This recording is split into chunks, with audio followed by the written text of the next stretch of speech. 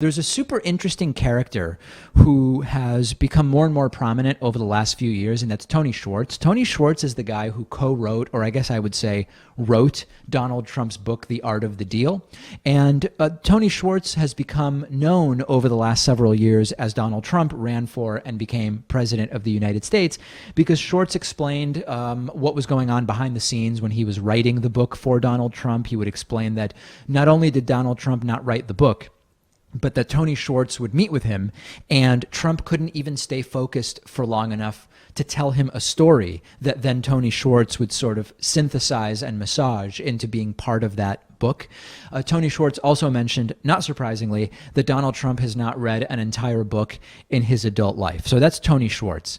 Now we're hearing from Tim O'Brien. Tim O'Brien is a Trump biographer who wrote a biography of Trump back in 2005, so many years ago.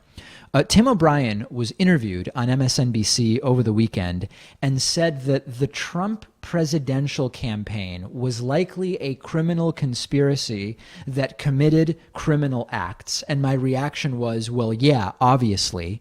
We didn't need Trump's biographer to figure that out. But he adds one other interesting element, which actually would be newsworthy if it's true. Take a listen to this. What we've learned from this raft of legal documents that have landed in our lap over the last couple of weeks is that there's the very real possibility that the Trump campaign was a criminal conspiracy from its beginnings, and that bled into the Trump transition, where various criminal acts might have been committed, and now you have the Trump White House dealing with the consequences of all of these. So when you have Rudy Giuliani as a sort of carnival barker, distracting people, focusing only on campaign finance issues, focusing inaccurately on campaign finance issues, it distracts from this larger halo of illegality that's hanging over this entire Trump team.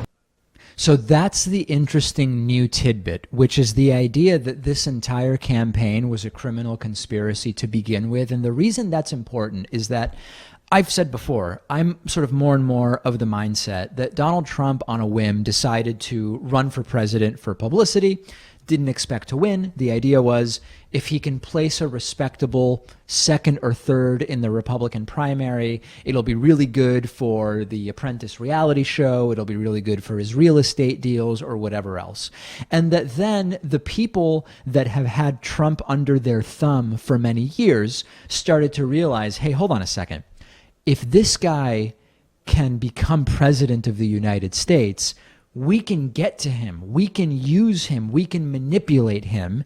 So they started helping Trump, and Trump ended up winning. And the criminality sort of developed naturally, if you can use such a phrase.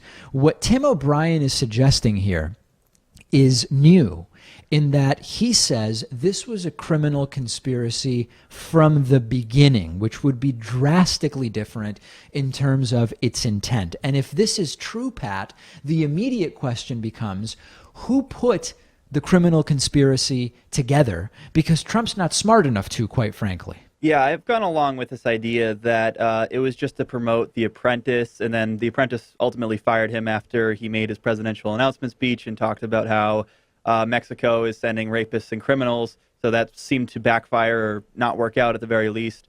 I just wonder if they would have been able to profit or get away with crimes if he didn't become president. Like, if he had lost the election, would that still have been a good bet for all those co-conspirators to make? Was there another way for them to profit off of this campaign?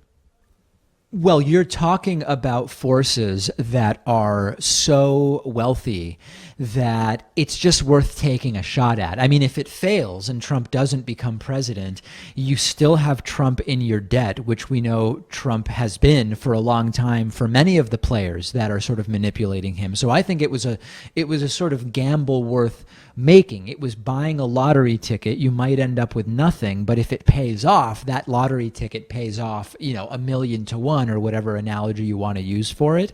And in terms of who might mastermind something like that, I don't know. I mean, there's Roger Stone in the sense that Stone has been suggesting Trump run for president for a really long time. He's connected, he's competent, but maybe not supremely so. Then you've got Paul Manafort. Paul Manafort maybe has more connections, particularly in the parts of the world that we're interested in seeing Trump become president of the United States. But Manafort was never really as close to Trump, as far as we can tell, as was Roger Stone. So was it Stone and Manafort together with the help of others? I don't know. The best possible outcome is that whenever it's done, whenever it's over, either because Trump's current term ends prematurely, after the first term, after the second term, if Donald Trump is reelected, I don't know how long it's going to be. The best possible outcome is that the Trump fiasco destroys the Republican Party for 10 to 15 years and allows American politics to move where the American people actually want on the issues, which is to the left, to sustainability, towards science, towards an economy that works for everybody.